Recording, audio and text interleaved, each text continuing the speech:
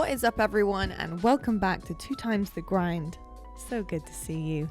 And we thought we'd continue in our theatre chairs because it's where we began before LAN, so it's where we'll finish after LAN. First and foremost, FaZe up. Yeah. We gotta move your setup down here.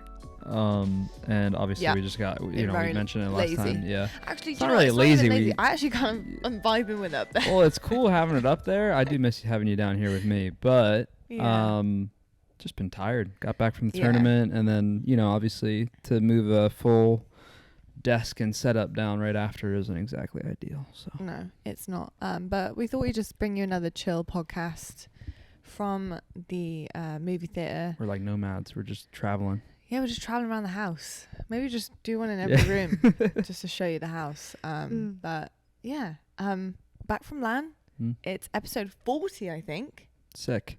I think it's episode 40. I think it is. Yeah. 40. Nice clean episode 40. Talking about, obviously, your win on the weekend. Yeah. Which is super, super cool.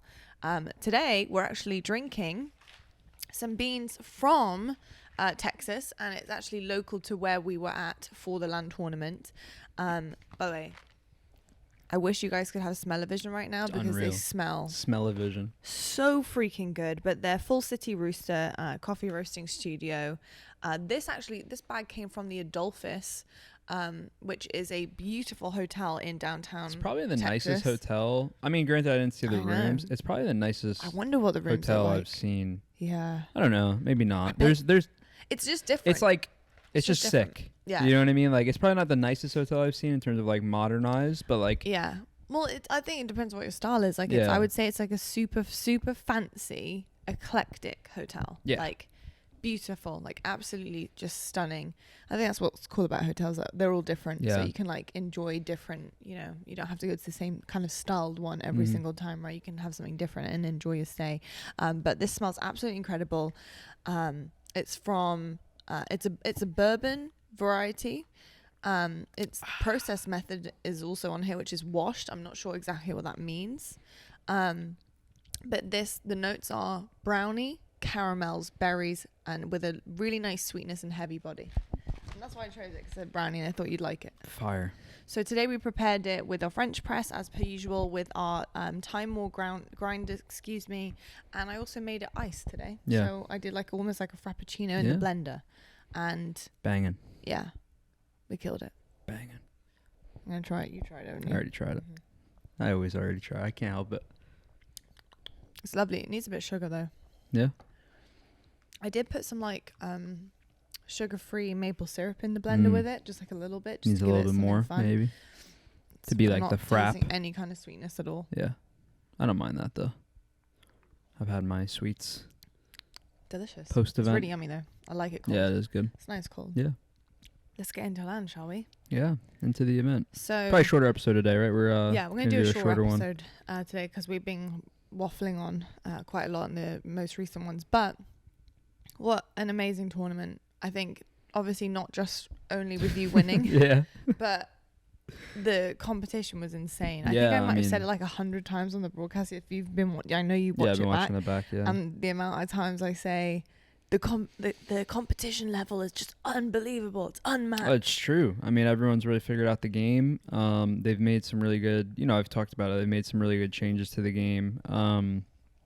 I think we're just watching a lot of high-level Halo across the board. It's probably the closest I've ever seen from all the way down to top 12 to, first. I think it's just unbelievably close. And, I said it, I think it was the last podcast I said it. It's it's not necessarily the most enjoyable for me, in terms of when I'm playing, but when I'm outside of it, it's really cool to look at. Yeah, no, that makes complete sense. I mean, if you didn't have that mindset, it'd be a bit strange, wouldn't it? Yeah.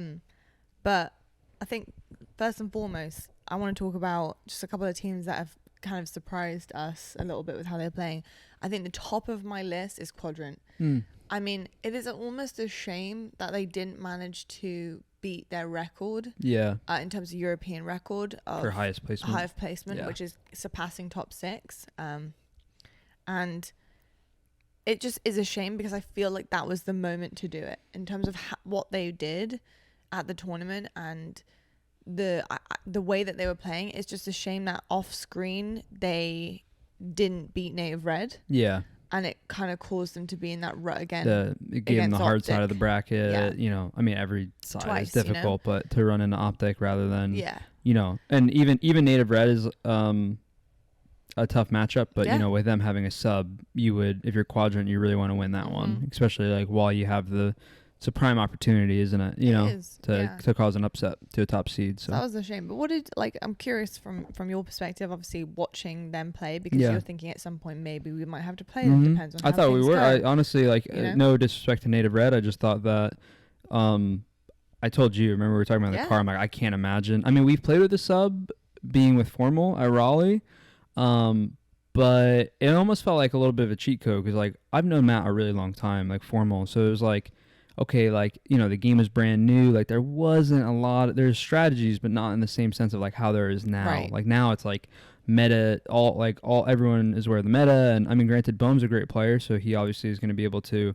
adapt to that and play at that level, but to do it so fast with 3 different teammates and a new coach, I mean, I just thought it was super, super impressive. So I thought we'd be playing Quadrant in round 2, but, you know, shout out to Native Red, they came to play, got top 4 even with the sub. That's fantastic for them. Yeah. Obviously, you know, if you're watching this, you know how incredible and talented those guys are over there. Quadrant I was really impressed with. Their Strongholds game is probably the best in the game. That was insane. Yeah, that was the fastest Strongholds I think I've ever seen. It went so fast. Yeah, we knew that they were really good at Strongholds back when we played them in Kansas City. And they had a different team though. So like now they've kind of added, I think, a little bit more to it. They're unreal. Just really impressed by them. We play them online. You know, they've beaten a lot of NA teams online. You know, we won the scrim, but it was a really close scrim versus them. So we're kind of like, ooh, wow, they're going to be pretty good here coming into it. Gotta give them credit. You know, they're just grinding. They came over here and boot camped. I'm sure that helped them out a lot. Yeah, definitely. I think it definitely did. Sucks that they didn't get, you know, break the record, but I think to be honest, I won't be surprised if it comes at some point this year. So, do you remember in your mind seeing this? I don't know if you've seen it or not, because obviously when you're there playing, it's like you might not catch certain things. Did you see Legend's double sniper kill? Double snipe kill. Do you know when that would have been? I almost want to say it was on Argyle. I didn't watch Argyle, so if it was on Argyle, I definitely didn't see it. I think it was on Argyle, because I think it was in the same game that that SLG had a sniper in the vents looking across the camo. I think I saw a clip of it. I think that was the same game that happened, so it might have been in Argyle or Life. I can't remember which one it was, but Legend, his double snipe, it was insane. Well, I've said it for a while. I don't know if I necessarily said it on the podcast, but I know I've said it on my stream. I think that the Europeans are, like the European players, especially on Quadrant, are like literally the best snipers in the game. Like we played against them. Like when we played against them, I was like, damn. Holy smokes. Like, they're hitting shots. I mean, then you see like Chick hitting shots, like Chick's overkill from last year. Like the overkill, like literally the overkill. SLG's always been asking to snipe. They got Legend now. Like, you know, it's like they're really good at those weapons. So yeah, I mean, I'm not surprised that he was lighting it up. Insane. Like I want you to go back and see it. Yeah, I definitely will. It was just dirty. I got to do a whole bunch of reviews. On a lot of the games that I haven't watched, and like you know, I've watched a lot of stuff that we've played, but definitely gonna go back and watch the other stuff too. Now another team that like we have been not joking about, but their name has been coming up a lot, especially like as we're like, you know, we're kind of like unfolding the event while we're talking amongst ourselves, me and you, was Hive. Yeah. Like Jesus you were joking, Christ. like Hive the best team in the game. Yeah. Like, you know, like talk to me a little bit about, and everyone, about why like that joke is being made about like Hive just being like that, those guys, that team, you know, and there was, you know, a lot of teams who also felt that way. Yeah. Well, I just think it's Halo Infinite in a nutshell. You know, I say it all the time. I mean, you literally heard me saying it on Friday night or Saturday night. Sorry. Wait, what day did we play them? No, we played them Saturday morning. I was saying it Friday night. Be like, well, like, yeah, you know, if someone made a comment being like, oh, you got to get ready for Quadrant. I'm like, oh, well, you got Hive first. You know, it's Infinite, so we got to make sure we're ready. They're just playing unreal. They're a lights out team. We played them online a bunch. They actually beat us it was when we first came back, and then we've been able to beat them kind of since. But they actually they're the team that beat us in the first online qualifier that we came back. Yeah, I think they were like a newly formed team. They were called the Avengers. Yeah, they're called the Avengers. I think they're a newly formed team at that time. Infinite's like bar has just raised tremendously, and every team knows what to do, and every team just plays at such a high level. When we played them, I was like, man, like, damn, like we were getting kind of smoked. And even if you go look at the games we won, like games 3 and 4, it was like those are freaking battles of games. Massive you know, battles, yeah. Some of it's on us, but like a lot of it was just like they were just playing great. There's obviously a little bit of it to do with us. I don't think we came as prepared as we need to. Big life lesson, but regardless of that, I just thought that they were just playing. You know, they're playing like pretty flawless. Like they're literally playing like some flawless Halo. So it's Infinite, but credit to them. They were tough team. What's going through your head as a team when that's happening to you on Saturday morning, your first match of champ bracket, and you're thinking, are the Hive about to send us to a limb bracket like this early? Like, holy shit, you know? It definitely crosses your mind. You're definitely like, damn, like, you know, this is a beat down. Like, shit. Damn, yeah, we got to step it up. I remember like one time, like, I was on the desk, by the way, and I tuned in, and I looked down at the score, and I went, no, we were talking to Chris, and he just was cracking us up. He had missed. It was like at the end of the game, and he like had missed a overshield time.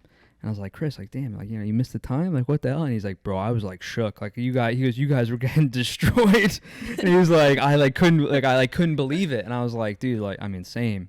But yeah, it crosses your mind. But I think the good thing with us was, you know, just kind of keeping that resilience. Like, hey, it's one game at a time. I said it to Renegade on Saturday night after we had beaten Native Red. I said to him, I was like, you know, I'm probably saying this because we have come out the winners, being like the Hive. We hadn't won the event yet, like obviously against the Hive series and even the G5 with Native White. But I said to him, I was like, I'm actually really glad that we're kind of going through this a little bit, because like I think that's a big part of what we were missing at Charlotte. Was like we were missing the experience. Like, hey, you're up 2-0. You need to close out a series. You know, do you keep composure for game 5? Like at Charlotte, I didn't feel like we did at all. You know, and then obviously, like not game 7, we didn't have composure, but it was just a close game. But game 5 in particular, like in the winners finals at Charlotte, I thought we like fell apart basically. Games 3 and 4 could have won. Game 5, we just got it blown out. But I felt like this time around, it was like almost like when we played Native White, like we were like instantly kind of tested, being like, okay, you're up 2-0 again. Like, how do you do this? You know? And then like going to the Hive series, same kind of thing. Like, you know, like, hey, look, man, they're playing lights out. Like, you got to find a way to win, and it's going to be a grueler. And that's kind of what we just like bought into it. It was like, all right, like it is what it is. And it's kind of like how when OpTic beat us, it was like games 3 and 4 are really close and whatever.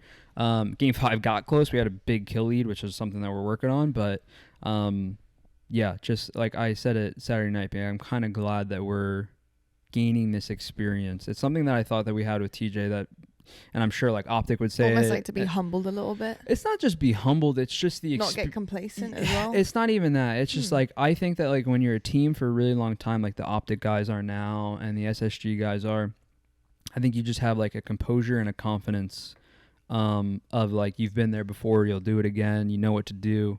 With this team, obviously we still have our core 3 of like, you know, me, Matt, and Brad. Yeah. So it's still somewhat of the same, but with John, you know, it's definitely, you know, we've talked about plenty of times, it's a different environment. So I just feel like gaining that experience and you know, is a big step to becoming a championship team. I think in Halo 5, like when we were winning a lot, I just thought we could, even if we weren't playing our best, we could just like use our experiences to help navigate a series. It's weird saying that, but hopefully some of you can understand what I mean. Like, you know, it's about figuring out how to make it work. It's interesting to hear it. Yeah. It's interesting to hear like the thought process behind everything. Yeah. Especially like, I think for you guys, obviously up until Splice in Halo 5, but I feel like Halo very much was like, you're either really far on top and untouchable for you guys anyway in terms of your experience, or like you're not going to win. And another team is like that. Yeah. This is just like really marginal. Like it's so close. Yeah. Halo 5, like the first 2 years, it felt like obviously we didn't win every single event, but it felt like if you were going to beat us, you had to play like some of the best Halo that you could, and that's like hard to replicate. Our style, and I think what led us to, getting a lot of wins was I felt like we were like, okay, we're just really consistent. Yeah. Basically, we're like, on our average day, we can still win this tournament. I don't think we're there yet with this team that we have now, but yeah, like you said, like just right now, it's a very, very tight knit competition. It really is.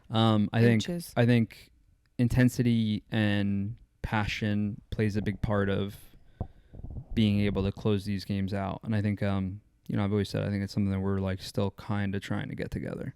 Yeah, I think that is again another thing that is just gonna come with time, and I think with the game becoming more established, and I think the passion for the game with players as well, as that grows a bit more with fixes and updates, and I think some good news for you guys, not just from like a casual standpoint of the game, but stuff that you want to see. I think that passion and that like it will grow, right? Because I think another thing that's a little bit different is obviously there have been some issues, and pro players haven't really received Halo Infinite super well, obviously, and I totally get that. I'm just being careful with my words and how I want to say it. But it's not really about the game; it's just about the functionality. Yeah, exactly. Like people really enjoy that's it. What I'm saying. Yeah. But it's like the functionality comes hand in hand with enjoyment of the game. Yeah, of course. If your game doesn't function properly or how people you want it, really you're not going to play as much, are you? So especially when you're in our shoes playing 10 hours a day. Yeah. Like, it's just... I think it's going to be the difference between the want to get on and play, actually play for fun. Exactly. Between, and the other thing too with like the passion side of it is just like in Halo we basically went through, let's call it 4 years, give or take, where you could beat those lower seeded teams, and not like you weren't caring, because like obviously you are. You're in the middle of a tournament, like every pro player is gonna care, but it's like it's like how like people are always like joking around about now, because there are obviously people who've heard our listenings, but like we're like screaming, like like Brad's like screaming like dead, like like stuff like that. It's like bringing that to like a 10 a.m. series on Saturday in your round one. Like not happening. Before you didn't have to do that. But were you ever like that in Halo 5 at 10 a.m. series? No, but I don't think we really were. But that's the point. Is like in Halo 5, like you were just separated. Exactly. You just didn't need to bring. You didn't need to bring it. Energy. You were just a better team. You were better individually. Like your game plan was going to be better than their game, at least from my perspective. You know. I also think I just think with John too, I just think we play better when we are that intense. With TJ, it was a little bit more, we went through like phases, like we definitely had that intensity at times, but then other times like we were just, very calm, cool, and collected. It was so interesting hearing the comms, especially in like the grand final, the winners finals. I mean, because they were both very similar comms, and hearing that level of like intensity where it's almost like, it sounded like we were at an auction. Yeah. Have you ever heard an auction before? Yeah, absolutely. It sounded like that. It sounded like we were in an auction, and I was like, what am I buying? A win? Yeah. But like not actually hearing the comms and just looking at the gameplay, you wouldn't have known. Wouldn't know that's it was obviously great. Yeah. But like it seems so good and coherent and just like balance, that kind of like craziness that you guys obviously can understand, because you listen to each other, and comms like that on a daily basis was just wild to me, because I heard it and I was like, whoa, I was almost like knocked backwards. I was like, oh my god. But it was sick. Like I was smiling, like listening to it. I was like, oh my god, like that is the coolest. And I was like, oh, we're gonna win, gonna win. Like I could hear all this happening. And if I also, another thing is like, if I hear Brad scream like any kind of like swear word, dead, like and I mean screaming, and then he has to do this again, right? Pick up his glasses. I know, like it's going really well, and like it's going to be very hard to stop you guys. And I remember Wes also turning to me, and he said to me, when they're playing like this, you like it's not, they're not gonna get beat. Like they will. I mean, and I've said it the longest time when we're talking about the online stuff. I just feel like when things are going right for us, we're a really hard team to beat. Yeah. And those are where those comms are coming through. We're like, if you like played that and you didn't show me the score or even like the gameplay, I'd be like, oh, we're winning. Yeah. Like we're probably like splitting them really hard, right? Like if you played like Aqua TS Game 5 and you like heard the one clip that I showed you that was like tweeted, like it was like FaZe getting loud. I love it. I would know that we are winning and like almost like cruising. Off you the know? back of that though. I don't mean cruising in a bad way, but in terms of I like know we're exactly splitting them what you mean. hard and yeah. I'm sure other teams feel the same way. Yeah, you can like tell. that, you know, Yeah. like it's happening. What does it take to get to that place? Because like you hear the comms and you think, well, can't you just do that all the time? Like for people who wouldn't understand, like what does it take to get to that level, that place of intensity where you almost know, because like, you know, God knows what can happen in this game, but you know that like, oh, this is happening, like this is it, we're winning. They're just like, it's just like a moment. Like they're like moments where you start killing them and you split them and like you can really start pressing your advantage. And I think that's when it comes out. I don't think you can calm that way like all the time, because for the most part, like the game's just, you know, if we're like bunker down at sea, like what are you yelling about? Like there's nothing, you know, like if we're on street, or like if we're at, use Aqua as an example. If they're like pressing us into blue base, we're all trapped. Like, what are you, like, we're not really screaming anything, are we? It kind of works for you Slayer know? because Slayer is literally just a hunting game, right? And it's just like you're hunting each other. Yeah. But I understand what you mean objectively. Yeah, probably not as... Like on an objective game, if we're holding a setup, like, I mean, you can yell if you like kill someone, I guess, but if you're just holding a setup and you just like kind of force someone, like, averagely, like you're not like screaming to each other, you know. Again, like I think the good thing that we started doing is just getting a little bit hype, like when we get a kill and stuff. But more, it's, you know, it's like a flow state, you know. You're just when we're really moving and common like that, we're going to be a tough team to beat. And like you said, I'm sure other teams feel the exact same way. Does someone usually start it? Like, would you say it comes off the back of a particular person usually, or would you just say it just happens? I feel like it just kind of happens. I feel like maybe after a triple or like I feel like John and Brad are like probably like the loudest communicators, and not in terms of like they speak the most, but just in terms of like if they kill someone, like they're like they yell it. You know what I mean? And so I feel like when something like that happens, like okay, John gets a kill, he's not supposed to, and he yells, like all of a sudden, like it's like your energy like amps up because like again we have that advantage and now we could press it. I wouldn't say it comes down to like one specific person, you know, but I just think we all have moments. We call it like just like if you have we call it like having the read. Like if you have the read, like say it. So all of us need to be ready to kind of step up. And I love it. I can't call it like that. I don't call it like that. What are you like when that's happening? I've heard you on your stream going, Dad. Yeah, I do it as like a joke. I do it as like a joke though. No, I'm really. I do it from time to time, like, but because like I find it hard that you weren't like I find it hard to believe you weren't like at least a bit intense when something like that's happening, because not only that, babe, like you're getting the kills too. Yeah. Like I'm seeing at the end of that Slayer, like it's you. Yeah. You're getting the kills. You're like running around. I don't know. I'm just not. I'm just not. What do you like to?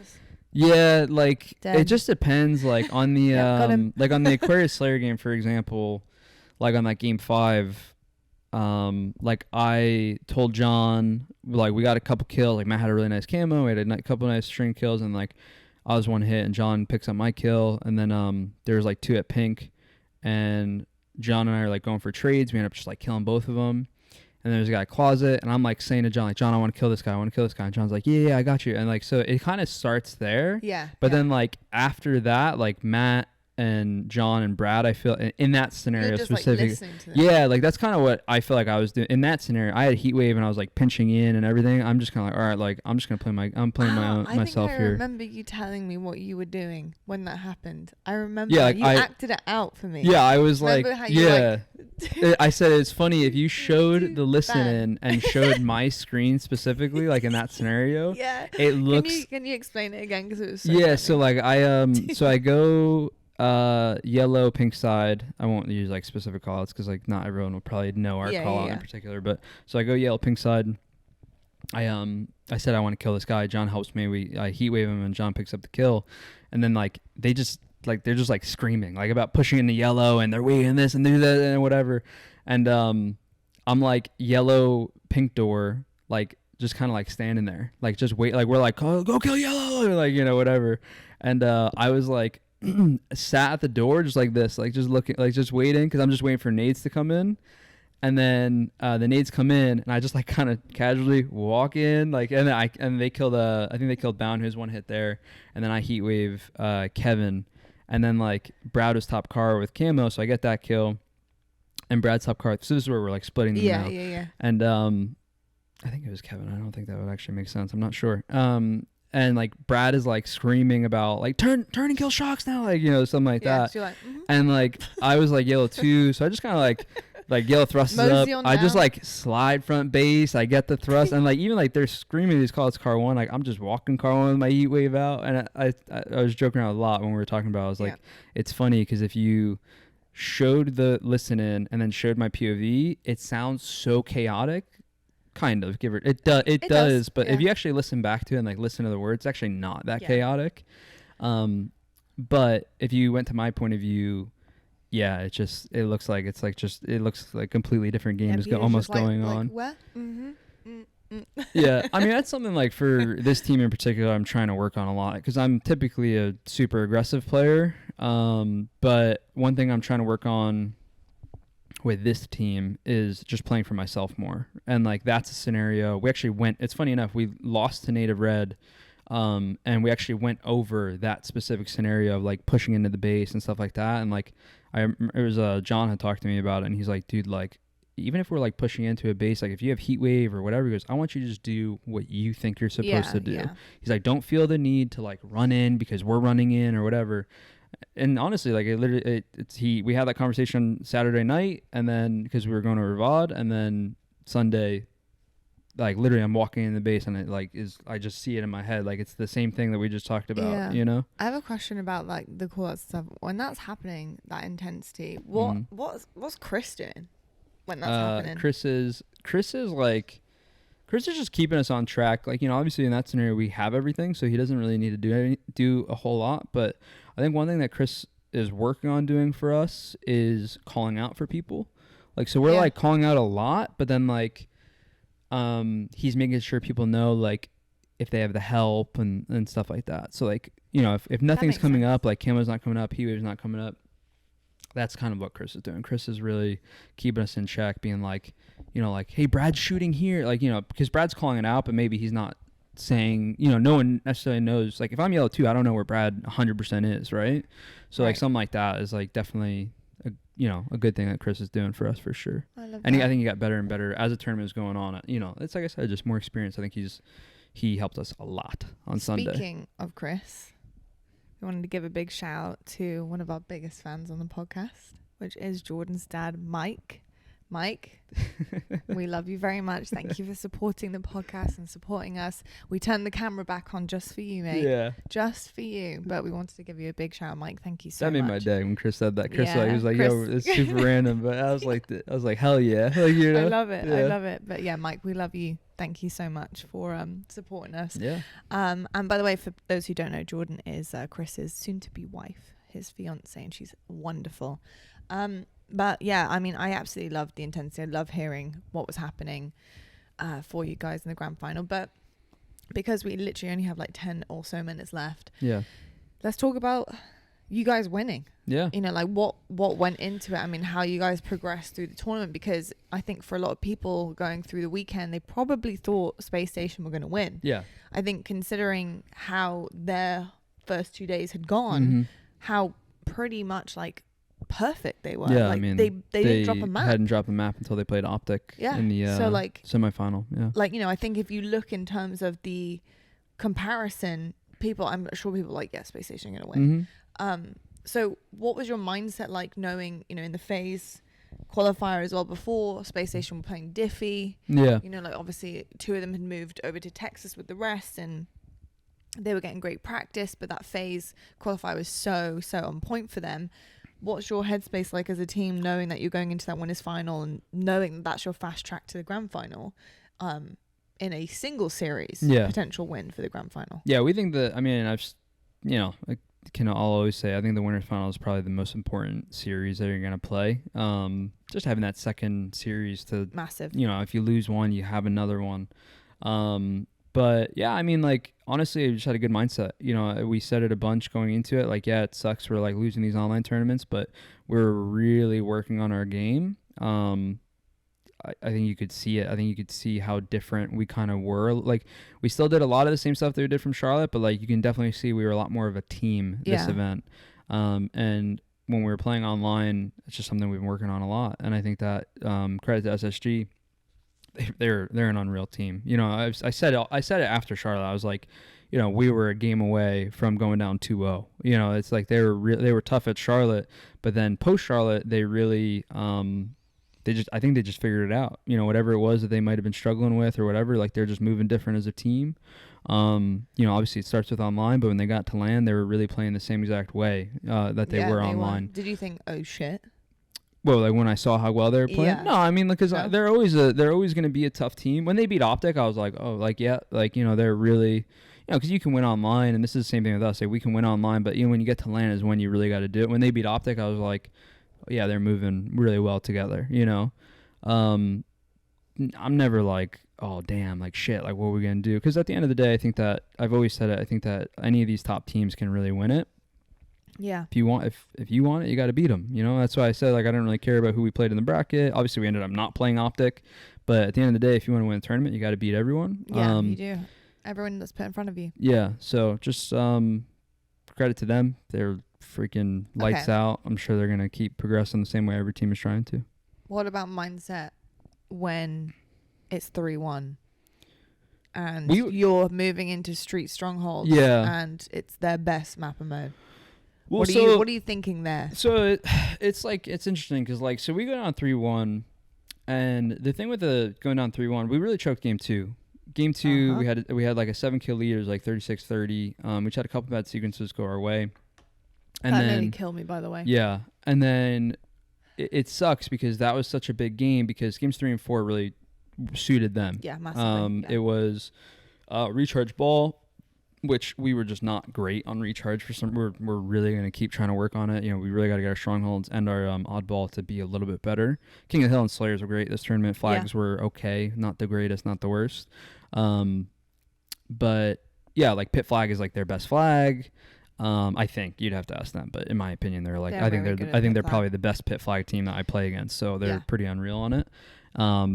Recharge ball, not our greatest. So, you know, we lose those two and it's like, shit, we're down 3-1. But then we see the next game types coming up and we're like, these are pretty good for us. Like we don't really like Aqua Slayer. We already beat them in Aqua Slayer. We just got to do the same thing.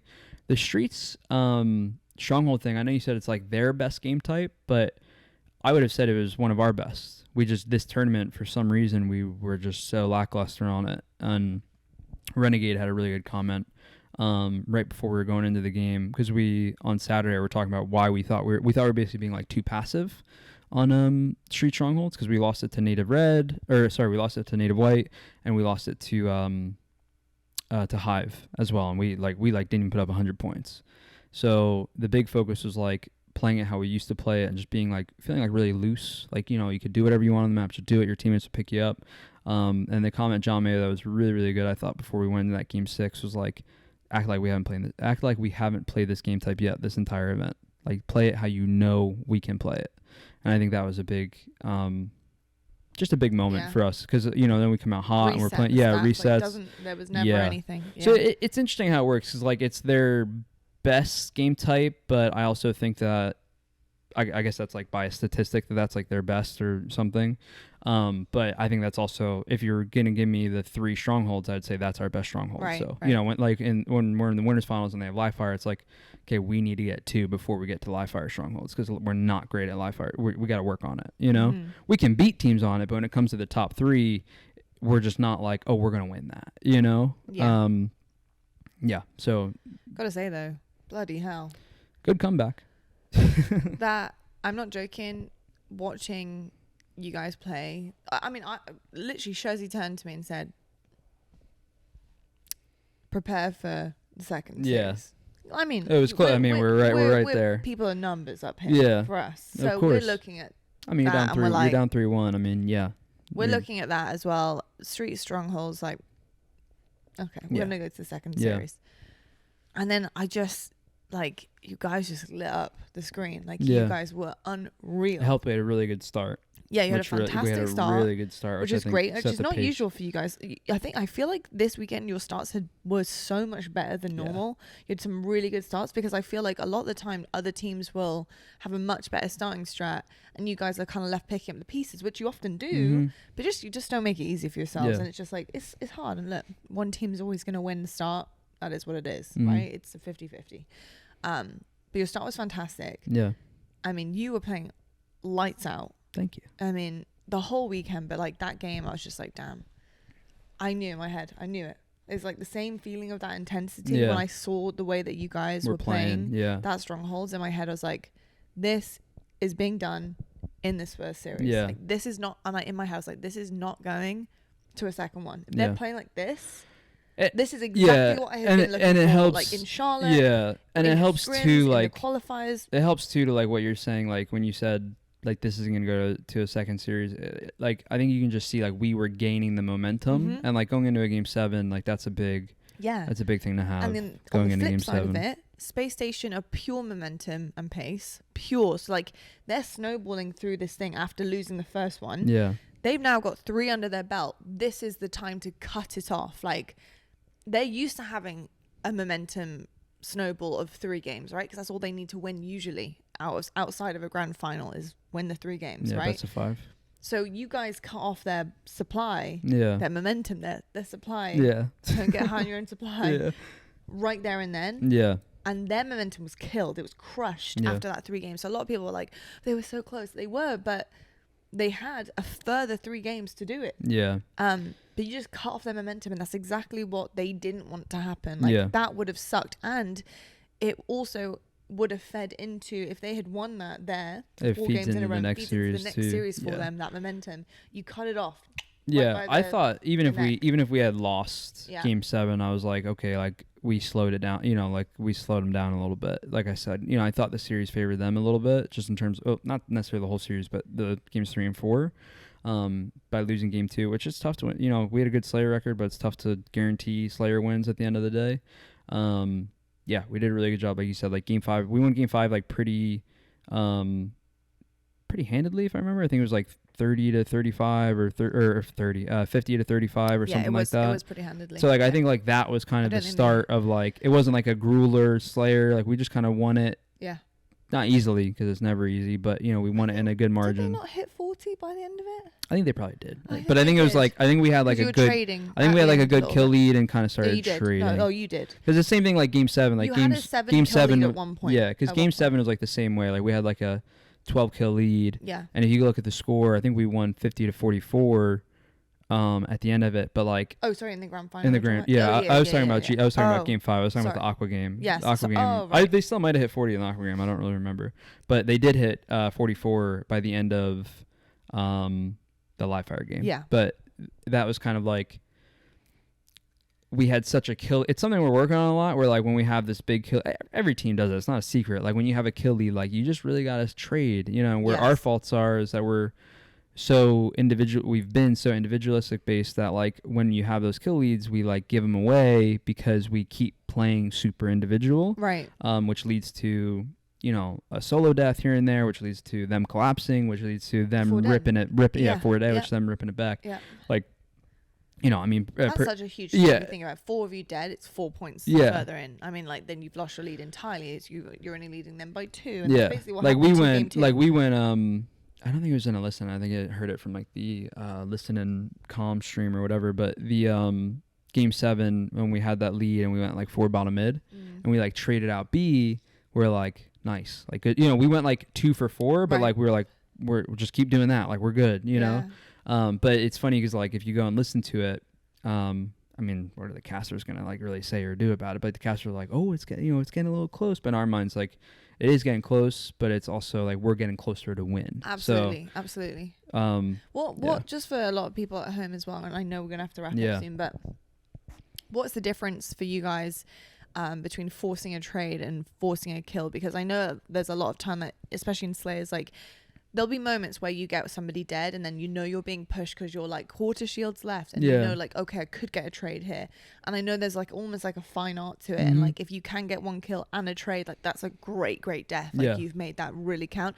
And also if you're in a really crap situation and you are gonna die and you get a trade, that's also massive too, because you've taken away a number advantage from the other team. When it comes to a Slayer at the end, the other team are obviously playing to not allow you to get a trade, and it can be difficult. So like, is there a fine art to forcing trades, especially at the end of a Slayer when you are ahead and you're trying to do certain things? Is there a movement? Is there play styles that you are trying to adapt to rather than straight at the beginning where you're basically trying to get ahead? Yeah, a little bit. I mean, like I think you're just a little bit more mindful of like, are we chasing kills? Are we not chasing kills? Right. Or we need to be running together, like just small stuff like that. Like that I think goes a long way when it comes to like the art of it. You just want to be in a position to pick up off your teammates' damage. Yeah. And sometimes it's easy to do and sometimes that's hard to do. So it depends on the scenario. But like, we get in that scenario specifically, we got pretty, I wish it was better timing, because honestly, like if they weren't where they were, we actually could have probably like ended the game there. They had a pretty good hold like on that bottom mid push. It could have really went our way, but they had a good hold on us. But like we didn't have to like sprint around or anything like that. It was just very like clean. Like we shot someone, they died, my teammate died, but they did damage. It's just something like that. Yeah. It makes sense. Makes sense. That's what you see every team doing now. Really, it's just all about teamwork. Yeah. That's what I feel like you see every team, literally every team doing now, where like they're constantly, especially when they're in the lead, they're like not necessarily like all next to each other, but in a position to where like it's gonna be really hard to kill this person without getting picked up by somebody. Well, this is the thing, we're going to try and like keep our episodes a little bit shorter, because I feel like we do tend to have really, really long episodes, and I think a lot of people, like obviously if not having the time to watch a full hour or so, will miss a lot of stuff we say. So we're going to try and squeeze them down to like 45 minutes or so each time. But next week we'll dive into some other teams as well. Like we'll talk about OpTic's run, why maybe they didn't perform so well from our opinion based on what we've seen. We'll talk a little bit about Native White, for example, maybe G1 as well, which was a huge surprise to a lot of people, with how great their start was, etc. There's a lot to dive into, but not enough time, and we want to give a really good amount of time for each. And plus we have a little bit of time now in between the next one, so I think breaking down a lot of things and then kind of gearing up for the next one would be great. So we're going to do that, but just to round it off, did it feel good to win? Yeah, it felt good to win. I said it a bunch. It felt good. It didn't feel great. We have a long way to go. You know, I'm really motivated by the team's win. Like, don't get me wrong. I said it's the best thing that the way that your weekend can end. In the right direction. Yeah, it just means we're moving in the right direction. And that's kind of the way that I feel about it. I'm not good at me. I'm not really great at being like super ecstatic. I was like, it was really close, and whatever. And we have a short while to go. We don't have 5 months to be happy about it or anything. We got 3 weeks, and we're already back to working. So, it's definitely feels good, but just one of those things. I think there's so much you can take away from it. I think one is that you're a team who have been together for 6 months. Yeah. Still working on things, have not at all even close hit your ceiling. Other teams have been together a lot longer, so I've had time to work on stuff. And again, I'm sure we'll always be working on things, but I think it's really, really great for you guys to know it's encouraging.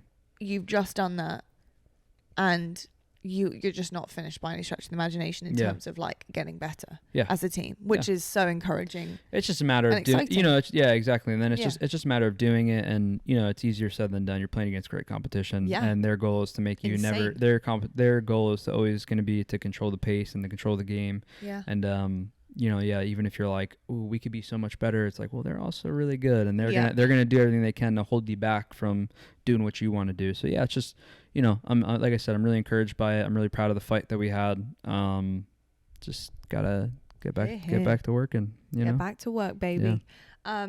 Guys, we're gonna close things off here, but I would love to know if you have any questions for us, because obviously we want to talk about what you want to hear. whether it's about the competition, whether it's about him winning, whether it's about me and my experience, certain teams you want us to hit, and questions you have about other teams, potential runs as well. Like I said, we'll dive into some others as well next week. But please do let us know your thoughts and feelings, opinions. Keep them obviously as positive as you can. If there are some negative opinions, just think about carefully how you word them. Yeah.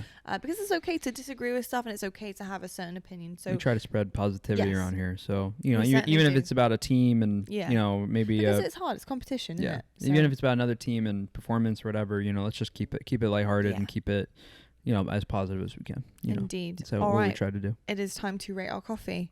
I'm going 9. Oh my God, I was about to say 9 too. I was about to say the exact same thing. Look at that. Banging. Banging. It's good. Yeah, tastes like good. Victory. Tastes like victory. You're so corny. I know. By the way, just so it's on the record before we move on from FaZe entirely after this episode, you were outstanding. Thanks, baby. Like outstanding. I was so proud watching you. I also hate you for the fact that it forced me to have to actually mention you on the desk a lot. Sorry because about that. I just couldn't. There was no way for me to squeeze around it. Like it was just boom right in my face. Yeah. You were unbelievable. You played it off well though. I did. Like Wes was like making a speech about me, and you're like, I know. I went, yeah, he's pretty good. Yeah, he's good. Yeah, he's good. Next Anyway. yeah, I like that. But I gotta say, that's the way to do you were bloody. Thanks, baby. Amazing. Thank you. And if anyone disagrees with that, I'm just shaking. You're crazy. I dare you. You know, you were just honestly. I just can't appreciate say enough. it. I'm so proud of you. So proud of how you played, your team, the win. Thank you. Just love you so much. It's interesting from your perspective because like you see the behind. Sorry if you hear Bailey, by the way. Bailey's She's she can hear you us. see the behind behind the scenes stuff, so you see how much is going into it. And, you know, we say it all the time, but yeah, I was really disappointed just in myself after Charlotte. Obviously, I knew that what the team had to work on, but I just didn't. You know, I talked about it over and over again. I just wasn't happy with it. So just happy. Step in the right direction. Step in the right direction. Yeah. Hard work paying off, and we'll hopefully continue to do so for you, babes. But very, very proud. Congratulations. Thank you. FaZe up, baby. This time around, FaZe up. I have to get some other things for different teams as well as we progress through the season. But thank you so much for watching. Not in this house, no way. Of course, not in this house. I'm just joking. I'm just joking. Gets burned in a barrel. Hey, I got an OpTic jersey over there. You can't. I'm not a hater. No, we've got some Sen merch around there. Yeah, exactly. I'm not a hater. Thank you so much for tuning in and watching. As always, guys, we appreciate the support and love. Big shout out to obviously all of our viewers who did come and say hello at DreamHack. Please do come say hello. Don't let the last episode put you off. It was good to see also some of the snake pit there, so it was lovely to see everyone. Squad's rolling deep next tournament. Yeah, a whole lot of people are going to be at the Arlington event. I'm so excited about that. I can't wait. But yeah, we love you so much. Thank you. Thank you guys. And we will see you next week. And as always, you're going to say it, champ? Stay on the grind.